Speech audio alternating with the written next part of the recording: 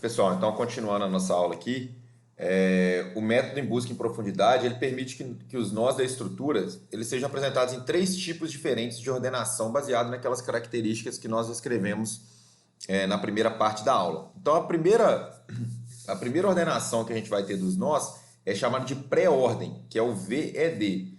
Nessa pré-ordem, primeiramente o nó corrente é visitado, no caso o nó raiz. Em seguida, realiza-se o processo recursivo de visita do ramo à esquerda, ou seja, você vai para o ramo à esquerda e após isso você vai realizar o processo decursivo de visita do ramo à direita, conforme a figura abaixo. Então você visita o nó corrente no 1, direciona para o nó recursivo à esquerda e você vai continuando girando aqui no sentido horário para a esquerda, fazendo o processo decursivo de visita do nó à direita. Então, primeiro você vem para a esquerda, vai mais em profundidade para a esquerda que você puder. Quando você não puder ir mais profundo na sua árvore, você vai para o nó à direita fazendo a rotação no sentido horário. E aí você passa para o nó adjacente, começando por cima e fazendo o processo recursivo sempre da esquerda para a direita. Essa é a pré-ordem VED. Então, aqui numa árvore um pouco diferente, a gente vê que a gente começa da raiz, vai sempre o máximo para a esquerda possível, então depois do F a gente vai para o B, vai em profundidade para a esquerda, seria o A, e aí o D, C, E, G e H e assim por diante. E aí nós temos uma outra sequência que é o pós-ordem, que é o EDV. Então, primeiramente, você vai realizar o processo recursivo de visita do ramo à esquerda, ou seja, você vai o mais fundo possível da sua árvore do ramo à esquerda e começa no nó 1. Em seguida, você vai realizar o processo decursivo de visita do ramo à direita e após isso o nó corrente é visitado, que seria o primeiro do ramo. E aí você vai seguindo esse processo, partindo sempre do lado esquerdo mais profundo da área, rotacionando no sentido anti-horário, até você ir subindo nas camadas. Esse é o processo de pós-ordem EDV. Então, a gente olhando essa outra árvore aqui como exemplo, nós começaríamos o máximo à esquerda possível, que seria o A, iríamos depois para o C, para o E, para o D, para o B, para o H, para o I, para o G, para o F e assim por diante. E por fim, nós temos o em ordem ou simétrico, que é o EVD. Então, primeiramente, realiza esse processo recursivo de visita do ramo à esquerda, igual era no processo passado. E em seguida, você vai no nó corrente, que é o superior, e após isso realiza o processo decursivo de visita do ramo à direita, conforme visto aqui embaixo. Só que agora a gente começa da esquerda, faz uma rotação no sentido horário e passa para o ramo adjacente, e vai para o nó superior, desculpe, e depois para o ramo adjacente. Esse é o processo em ordem ou simétrica de percorrer a nossa árvore, ok? E aqui na ordem simétrica, como que seria? A gente começaria no A, depois iria para o B, depois para o C, para o D, para o E, para o F, G, H, I. E assim por diante. E aí a gente vai falar um pouco, já falamos da busca em extensão e busca em profundidade, agora a gente vai falar da busca heurística. Primeiro a gente já tinha definido em aulas passadas que problemas de natureza heurística são aqueles em que métodos determinísticos não são possíveis de serem aplicados.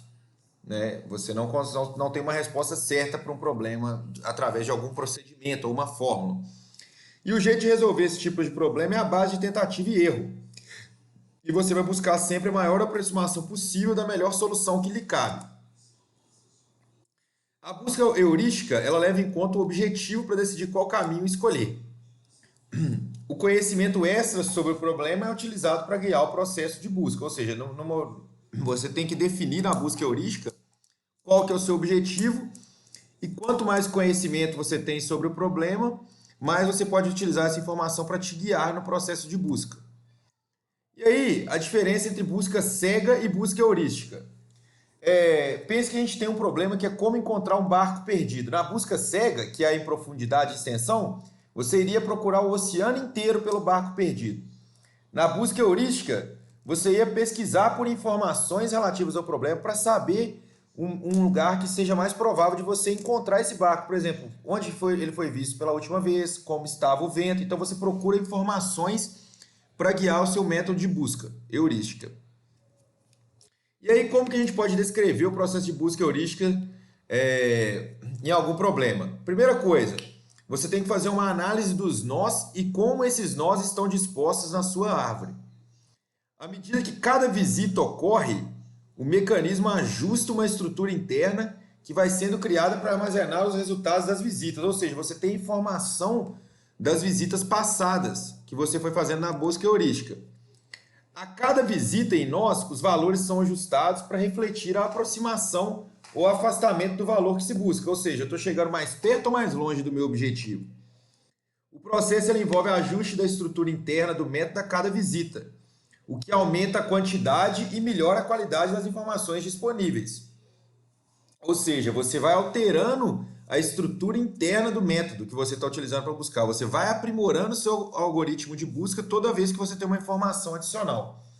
Ou seja, há aprendizado de máquina ao longo do caminho. O seu algoritmo ele vai aprendendo.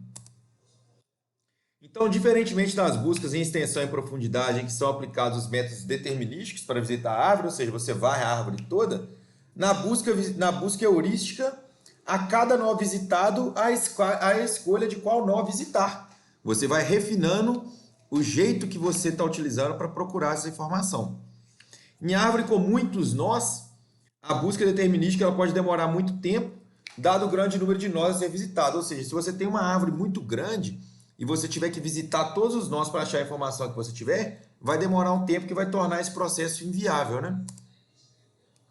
A busca heurística, então, ela cria atalhos, pulando de um ramo para o outro de acordo com o que se aprendeu com os nós já visitados, aumentando a possibilidade de encontrar a solução procurada em menos tempo e com menos esforço. Ou seja, a busca heurística, a gente poderia vê-la como uma busca mais inteligente, mais apropriada para problemas em que o custo computacional de varrer uma árvore inteira se tornaria um problema. Então, seria o tipo de situação que nós utilizaríamos a busca heurística.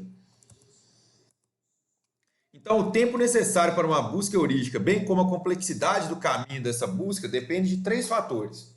Então, o primeiro é a complexidade da árvore em que ocorrerá essa busca heurística. Quanto mais complexa a árvore, mais difícil é de você encontrar uma informação, né? O outro depende também das regras que formam os nós das árvores. Então, as árvores formadas pelos estados possíveis de um jogo de damas, por exemplo, elas são consideravelmente mais simples que as árvores formadas pelos estados possíveis de um jogo de xadrez, porque cada peça, por exemplo, no jogo de xadrez, pode fazer um tipo de movimento diferente, enquanto na dama é tudo padronizado. Então, as regras que formam os nós podem deixá-la, pode fazer o tempo necessário para uma busca ser maior ou menor, né? E o último característica é a eficiência do algoritmo da busca heurística.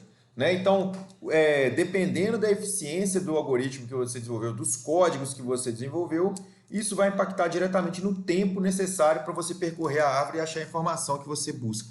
Ok? E aí, pessoal, no slide 45 eu coloquei um vídeo aqui com um resumo desses métodos de buscas em árvores binárias. Vou pedir vocês para assistirem através dos slides que eu vou estar postando também no AVA. Tá? E, por fim, aí eu vou pedir vocês para ir na página 88 do livro texto, lerem as atividades propostas, fazerem os exercícios e me enviarem a resposta falando qual a alternativa correta e o porquê das outras alternativas não estarem certas, né? Justificando por que as alternativas estão erradas. Tá ok? É isso, muito obrigado e bons estudos, pessoal!